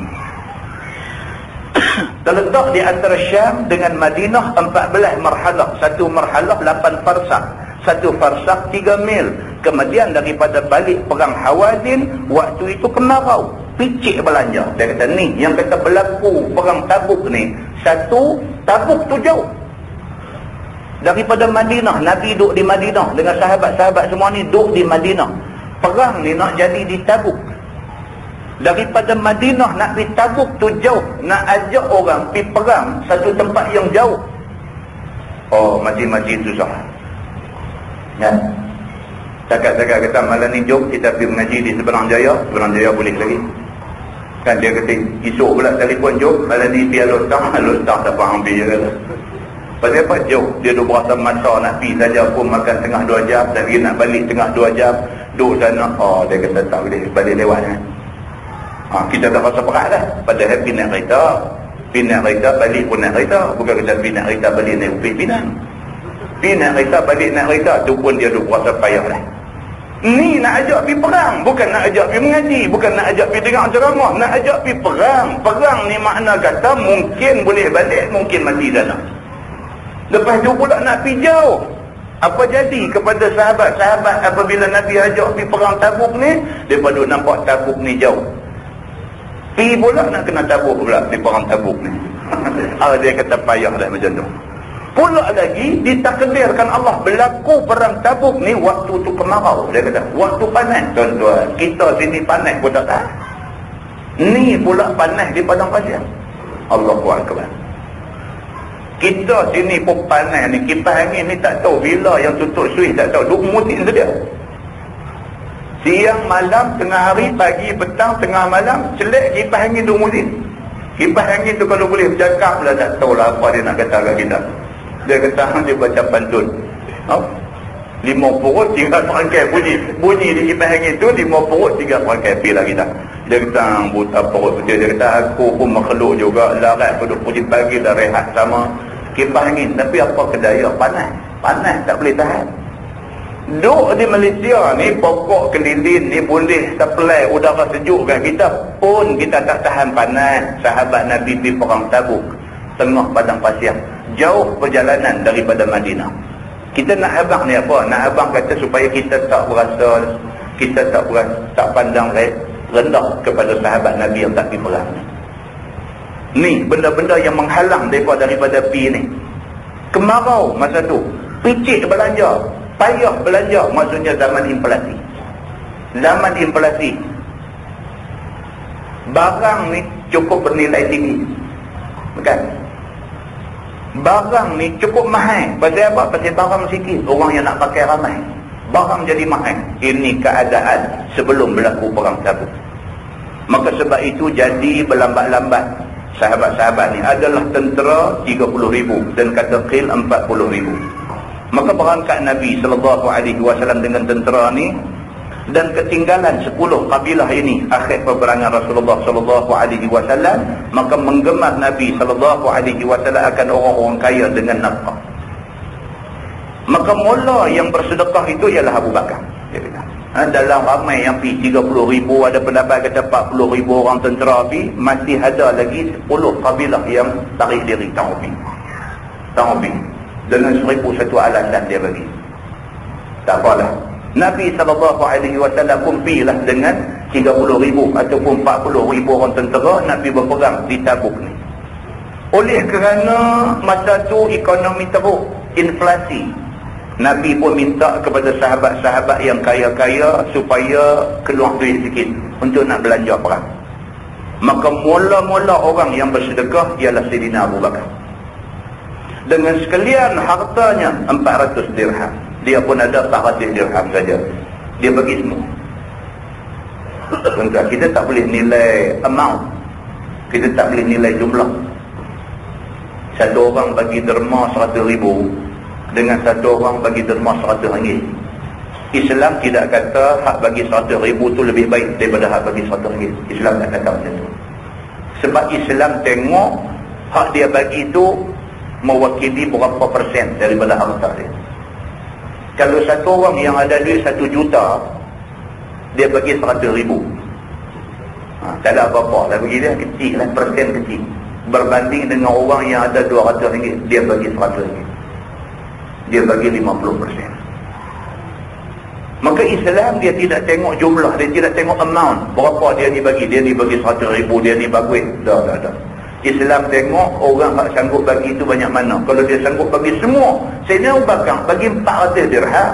400 dirham bukan banyak, tapi 400 dirham itu adalah semua duit Sayyidina Abu Bakar. Dia bagi 400 dirham, bukan 400 dirham, tapi dia bagi semua. Maka Sayyidina Abu Bakar mendahului senarai penerima pingat daripada Allah Subhanahu wa ta'ala. Pasal dia sanggup korban semua harta dia. Begitu. Baik, dia kata, dan Sayyidina Umar setengah daripada harta. Sayyidina Umar bagi setengah, berapa tak tahu. Tapi banyak ada dia potong setengah bagi. Begitu. Dan Abdul Rahman bin Auf dengan 100 uqiyah emas. 1 uqiyah sama dengan 40 dirham. Jadi berapa? 100 uqiyah, 1 uqiyah 40. 100 kali 40 kan? 100 kali 40 jadi 4,000 dirham. Sayyidina Abu Bakar bagi 400 dirham. Abdul Rahman bin Auf bagi 4,000 dirham. Dia bagi. Abdul Rahman bin Auf memang terkenal. Dia satu orang saudagar kaya pada masa tu. Abdul Rahman bin Auf. Dia bagi 4,000 dirham. Dia bagi. Dia kata, dan Sayyidina Al-Abbas dengan harta yang sangat banyak. Al-Abbas ni bagi lagi banyak. Tuan-tuan, kita dah baca dah tafsir cerita tentang Al-Abbas dulu. Dalam perang apa yang dia kena tawan dulu ni. Yang sampai Nabi SAW sayang dekat Al-Abbas, pak menakan dia. Masa tu Al-Abbas belum lagi masuk Islam. Tapi Nabi bagi satu privilege, macam bagi satu keistimewaan dekat dia. Sampai Nabi pesan, Nabi kata depan Sayyidina Umar, Nabi kata, takkanlah ada orang nak buat pak penakan aku. Nabi kata macam tu. Dan benda tu sampai dekat orang hadut jaga no, tempat tahanan Al-Abbas. Bila dengar dia kata, aku tak peduli. Pak pendakan Nabi ke, adik-beradik Nabi ke apa ke, kalau dia lawan Islam, dia kata, aku akan hantam dia semacam dia kata. Cakap dia ni patah balik sampai dekat Nabi. Nabi sangat duka cita. Nabi sangat duka cita. Bukan soal adik-beradik Nabi bertahan, tapi Nabi, Allah dah beritahu dah dekat dia, Al-Abbas ni satu hari masuk Islam. Bukan setakat masuk Islam, dia akan jadi tenaga utama yang memberi kekuatan pada Islam. Jadi Nabi nak jaga Al-Abbas ni. Orang tak faham, dia kata Nabi ni berat sebelah. Tang adik-beradik dia bagi keistimewaan. Ini cerita dia. Al-Abbas juga tengok dalam perang Tabuk, dan Sayyidina Al-Abbas dengan harta yang sangat banyak. Dan Sayyidina Osman beri persiapan perang 10,000 orang. Dia bagi 10,000 hamba abdi untuk turun pergi perang. Dan juga belanja atasnya 10,000 dinar. Dia bagi duit cash pula 10,000 dinar. Maka tiada belanja seorang yang lebih besar daripada belanjanya. Tak ada siapa lah boleh lawan belanja yang dikeluarkan oleh Sayyidina Osman bin Affan. Dialah orang yang bagi belanja paling besar dalam perang Tabuk. Dia kata dan perempuan-perempuan dengan tiap-tiap barang yang kuasa daripada pakaian emas perak mereka itu. Orang perempuan dia pun tak ketinggalan. Raba-raba tengok ada kalung di tengkuk, rongkai kalung tu bubuk sebagai nak buat belanja perang. Tengok-tengok ada cincin emas di jari, cabut cincin emas bubuk guna untuk belanja perang. Begitu. Dan adalah kuda 10,000 dan unta 900. Dan tinggal di Madinah Muhammad bin Maslamah Al-Ansar sebagai ganti Nabi jaga Madinah. Nabi pimpin tentera pergi perang, Nabi latih seorang, iaitu Muhammad bin Maslamah. Dia ni jaga Madinah. Maka bendera yang besar diberi kepada Sayyidina Abu Bakar. Bendera yang paling besar bagi Sayyidina Abu Bakar pegang. Dan diberi bendera-bendera kepada segala kabilah Arab. Sampai di Tabuk tiada jumpa seteru. Sampai di sana musuh tak ada. Tu yang jadi dalam perang. Maka balik sekaliannya. Tu dia. Pipi tak jumpa. Masa round pertama sampai tak ada. Tentu ingat Nabi ada sebut. Nabi kata al-harbu khidam. Kita ni tak boleh bohong, tak boleh cakap bohong. Tapi dalam beberapa keadaan diharuskan bohong. Di antara keadaan yang dibenarkan kita bohong ialah dalam perang. Pasal apa? Pasal Nabi sebut sendiri. Nabi kata al-harbu khidam. Perang ni adalah penuh dengan tipu muslihat, trik. Tipu dalam perang tidak salah. Kita ni tentera anak turun pergi ni 10,000. Kita saja sebarkan satu berita supaya orang pakai bercakap kata kita ni 100,000. Berita yang disebarkan kata kita ni tentera ada 100,000, itu berita tipu, itu bohong. Tapi bohong tu dibolehkan oleh agama. Pasal apa? Pasal tujuan nak bagi satu apa orang kata? Satu kegeronan secara psikologi kepada musuh. Musuh dengar, oi tentera Islam 100,000. Dia dah lemah semangat dah. Pasal apa? Pasal kita ada 100,000, kita ni cuma ada 20,000 aja. Nak lawan dengan mereka 100,000, dia jadi lemah semangat. Al-harbu khidam. Ayat ni yang Saddam Hussein tu buat dalam perang dia dengan Amerika dulu ni. Dan dia buat dalam kelam kapur tu, dia dan buat lagi sekat tiruan bubuh aja padang pasir. Kapal terbang jet pejuang Amerika ni main-main nampak dia tu ingat yang ni tempat pangkalan tentera Iraq. Tembak peluru berpandu turun gedung. Tengok tak ada apa. Kereta Cina mampu saja. Tak ada apa, bukan kereta betul. Tembak gedung. Satu peluru harga sampai juta. Satu peluru dia tembak, dia luncur pergi tu harga juta, harga ratus ribu. Dia tembak kertas saja. Tak sakit hati dia macam mana. Lepas tu daripada pihak perisikan dia bagi maklumat kata sebenarnya kita tembak tu adalah kereta kebal tiruan, bukan kereta kebal betul. Hantuk kepala pergi ke batu pengilin, gedung. Kalau hantuk pergi ke dinding tak apa, dia hantuk pergi batu pengilin. Dia lagi punya duk perang. Pasal apa? Pasal dia pakai kaedah al-harbu khidam. Peperangan itu penuh dengan tipu daya. Dia kena pandai macam tu. Kita tak boleh pakai riang. Kita nak pakai riang ni kita terang mana sangat. Kita kena pakai akal. Islam ajar macam tu. Firman Allah, illa tanfiru yu'adzibukum azaban alima. Jika tiada kamu keluar pergi berperang, nescaya mengazab akan kamu oleh Allah Subhanahu wa taala akan azab yang sangat sakit pada hari akhirat dunia. Siapa yang tak pergi perang ketika Nabi ajak pergi perang dalam perang Tabuk, mereka akan kena azab yang pedih daripada Tuhan. Firman Allah, wa yastabdil qauman ghairakum wa la tadurruhu syai'an wallahu ala kulli syai'in qadir. Dan tukar Allah akan kaum yang lain daripada kamu sebagai ganti kamu. Tuhan bila dia dah tengok ni hamba dia ada atas muka bumi ni semua dah tak sanggup nak mempertahankan agama dia, Tuhan akan buat mai satu wabak bagi mati buang ada ni. Tuhan yastabdil qauman ghairakum. Tuhan akan ganti satu kaum lain selain daripada penakut semua ni. Tuhan dah bagi amaran dah. Mana-mana pun umat manusia ada kalau semua pakat tak mau nak buat kerja agama, Allah kata taruh pun tak ada guna apa. Perhabis-perhabis saja buat ni. Tuhan bagi mati habis semua ni. Yastabdil qauman ghairakum. Tuhan akan ganti kaum lain sebagai ganti kepada kaum yang penakut ni. Dan tiada mudarat kamu akan dia, yakni akan Allah sikit. Manusia sekali-kali tak boleh memudaratkan Tuhan. Sekali-kali kita tak boleh mudarat Tuhan. Kita pakat satu Malaysia ni, satu Malaysia kita pakat tahu semayang semua, Tuhan tak ada rugi apa tak mana. Tuhan langsung tak ada rugi. Satu Malaysia, hang telefon aku telefon hang ni, esok subuh kita duduk semayang semua. Apa punya gila bila jadi macam tu. Telefon hang telefon aku ni, mai kita pakat-pakat tunjuk kita mogok dengan Tuhan. Kita tak usah semayang subuh semua pagi esok. Pagi esok ingat jangan semayang subuh. Masjid-masjid dia arahkan tutup esok. Ada kepunca. Dia ingat bila dia buat lagu tu Tuhan tergugah. Tuhan takut buat ni bakal tak mau semayang. Dia tu ingat lagu tu. Tuhan abang dah awal-awal. Wala tadurruhu syai'ah. Sekali-kali hampa tak boleh bagi mudarat aku sikit pun. Tak tahu buat apa ke Tuhan. Tuhan tetap dengan sifat istighnah dia, dengan sifat kaya dia. Tuhan tidak berhajat kepada siapa-siapa untuk sembah dia. Orang yang tidak sembah dia akan binasa, dibinasakan oleh Allah Subhanahu wa taala. Begitu. Dia kata ataupun tiada mudarat kamu akan Nabi Muhammad sallallahu alaihi wasallam satu pun, kerana Allah Taala akan menolong dia. Kalau Nabi ajak depa semua pakat turun dalam perang Tabuk, kalau Nabi ajak semua pakat turun dalam perang Tabuk, semua pakat tak mau turun. Nabi turun seorang pun Tuhan kata aku pelihara Nabi.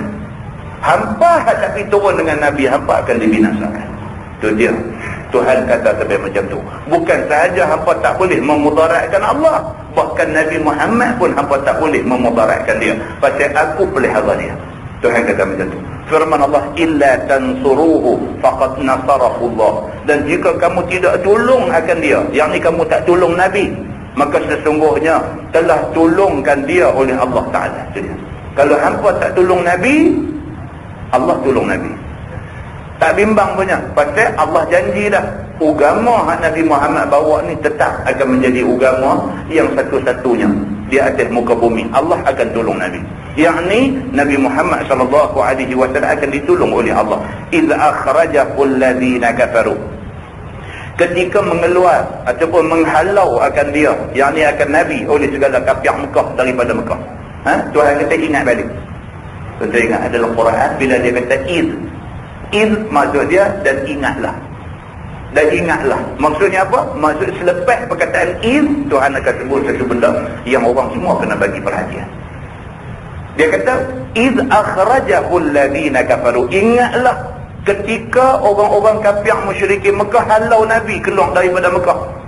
Tak kala kehendaki mereka, yakni kafir Mekah tu bunuh Nabi ataupun habas maksudnya penjara, ataupun musafirnya, mereka nak Nabi ni keluar daripada Mekah. Kami tak mau tengok muka Muhammad di Mekah.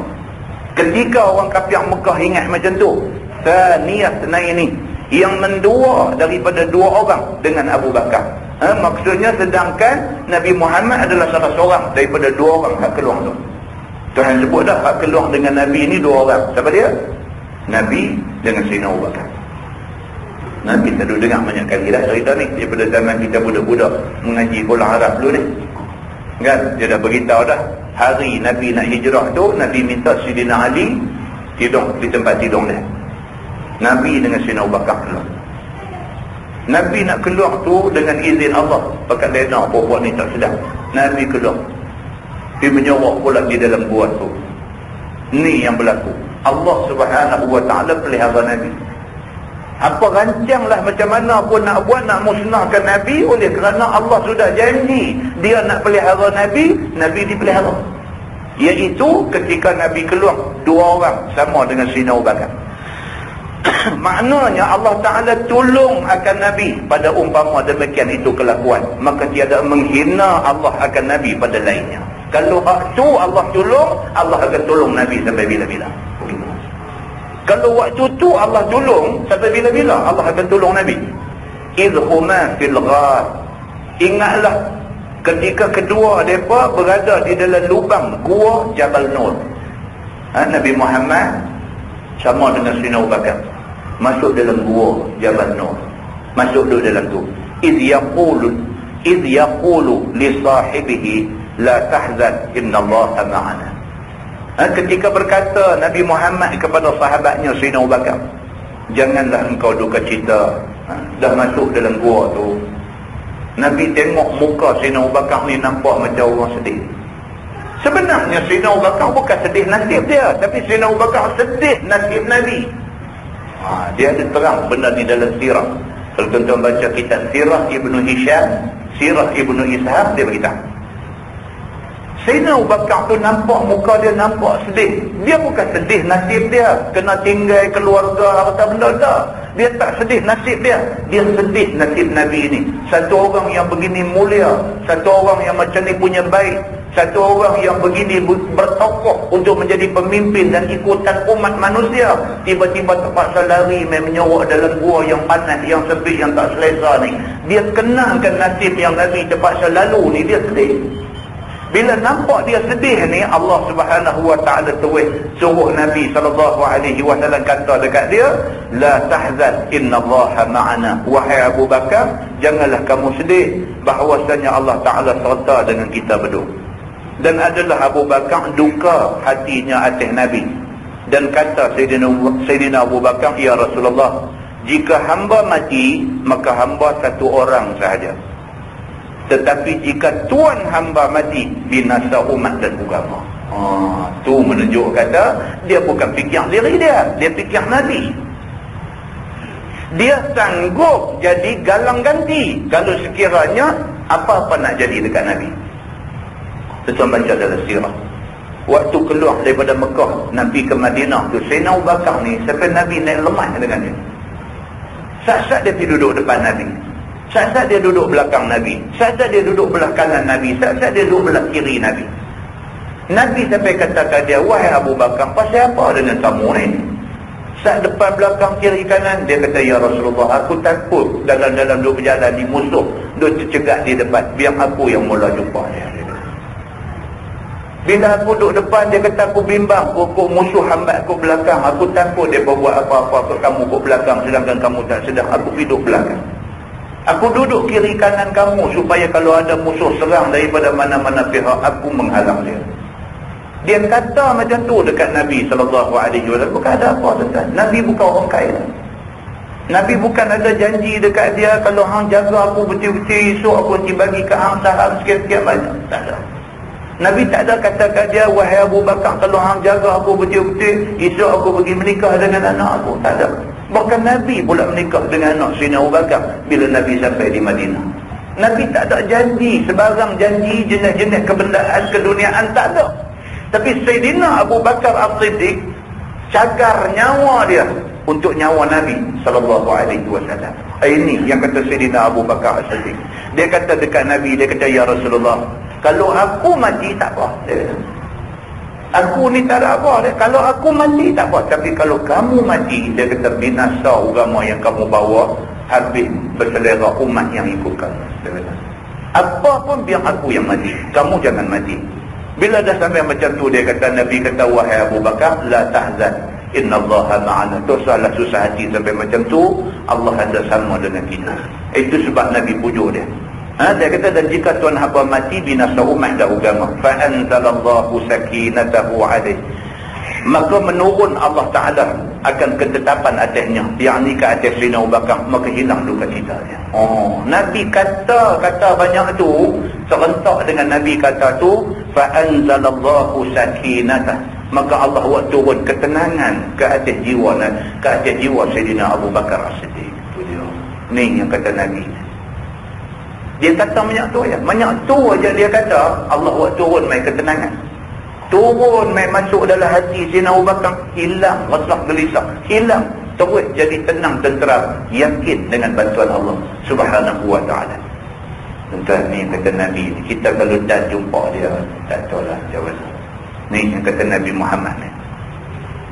Yang kata Nabi Muhammad SAW ni, dia boleh bercakap di depan orang yang dengar tu duk sakit tak larat, dengar Nabi bercakap, boleh dia ambil cangkui korban sebiji bukit. Ni yang kata Nabi Muhammad ni pemimpin yang sangat berkarisma dan berkaliber. Kita kadang-kadang tak terbayang Nabi mempunyai karisma yang macam tu, mempunyai leadership, mempunyai serba ada dekat Nabi. Kita tak terbayang.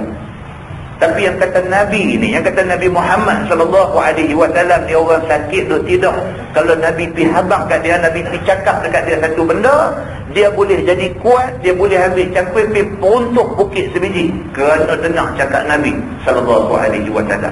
Tuhan bagi ke Nabi benda yang macam tu. Muslimin dan muslimat yang dirahmati Allah, wa ayyadahu bi junudin lam tarauha. Tak cukup dengan bagi ketenangan dan menguat ia, yakni Allah Subhanahu wa taala akan Nabi sallallahu alaihi wasallam dengan beberapa banyak tentera yang tiada kamu kelihatan, iaitu malaikat. Pada gua, pada Jabal Nur itu dan segala tempat peperangan. Tu dia. Serentak dengan tu juga Allah terus kerah malaikat turun mai bersaf-saf, berduyun-duyun untuk bantu Nabi sallallahu alaihi wasallam. Wa ja'ala kalimatal ladzina kafaru sufla wa kalimatullahi hiyal ulya.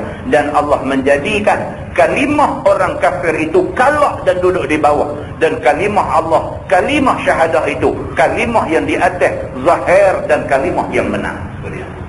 Tuhan kata dah, satu hari aku letak Islam di atas, aku tentu letak, pasal aku dah janji nak letak.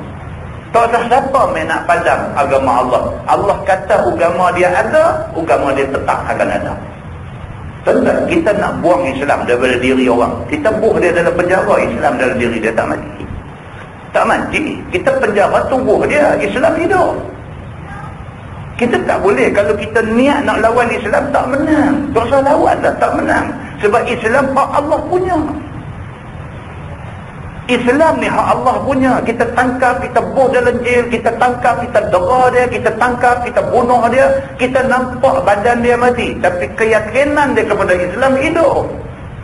Bahkan keyakinan dia tu diambil oleh orang lain pula sebagai penerus kepada keyakinan itu. Tak boleh. Ni yang Allah nak beritahu, wallahu azizun hakim. Dan Allah Ta'ala itu Tuhan yang menang pada kerjanya, yang hakim pada perbuatannya. Tuhan kok mana pun dia menang. Tuhan tidak akan kalah dengan apa-apa. Firman Allah, infiru khifafan wa thiqalan. Keluarlah oleh kamu perang, ringan ataupun berat, kaya ataupun miskin, suka ataupun tidak suka. Bila Nabi ajak pergi perang, ke Nabi. Sama ada hati kamu rasa berat ataupun kamu berasa, kamu ke Nabi. Kamu miskin ke kamu kaya, kamu ke Nabi. Kamu suka atau kamu tak suka, kamu ke Nabi. Ini perintah Nabi sallallahu alaihi wasallam. Wajahidu bi amwalikum wa anfusikum fi sabilillah. Dan berperanglah oleh kamu dengan harta kamu dan dengan diri kamu pada perang sabilillah itu. Zalikum khairul lakum in kuntum ta'lamun. Bermula yang demikian itu lebih baik bagi kamu jika ada kamu tahu, maka janganlah kamu berbuat berlambat-lambat ketika dipanggil berperang. Wallahu a'lam. Lepas itu kita akan masuk, dia kata, dan turun pada segala orang munafikin yang ketinggalan, yang ni tak pergi perang Tabuk. Ni ayat yang berikut ni turun kepada orang yang tuak tak pergi perang Tabuk. Apa yang Tuhan kata dekat orang-orang yang tak pergi dalam perang Tabuk ni? Wallahu a'lam.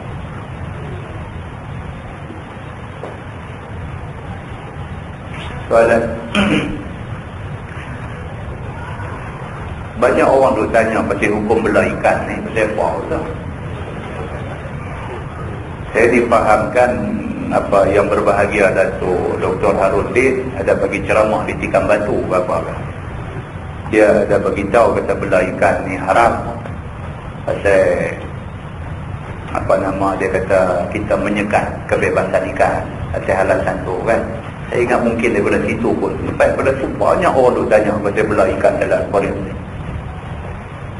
Saya tak tahu nak jawab lah. Dia tidak ada nas lah yang terang yang melarang benda ni. Cuma kalau sekiranya dia kita anggap sebagai menyekat kebebasan dia, mungkin berdosa di situ lah. Kan? Mungkin berdosanya di situ lah. Jadi kalau dah timbul keraguan, berasa lemah perut, kan? On flower tu kita lepas bang. Kan? Tapi kita lepas, tak ada 10 minit kawal dia main tangguh ambil balik. Pasal dia memang jenis ikan aquarium. Dia tak boleh duduk. Dia tak boleh duduk lama. Ada kawan nanti main cedok ambil dia juga kan. Jadi lebih baiklah kita belah, kita jaga dia elok. Kan? Begitu. Jadi kalau tuan-tuan tanya, tuan-tuan nak nas, saya tidak pernah jumpa lagi lah nas khusus yang melarang belah ikan apa semua ni. Tidak ada nas khusus. Dan cumanya kalau kita rasa mungkin kita menyebabkan hidup dia ni terseksa, tu pusing dalam akuarium tu aja.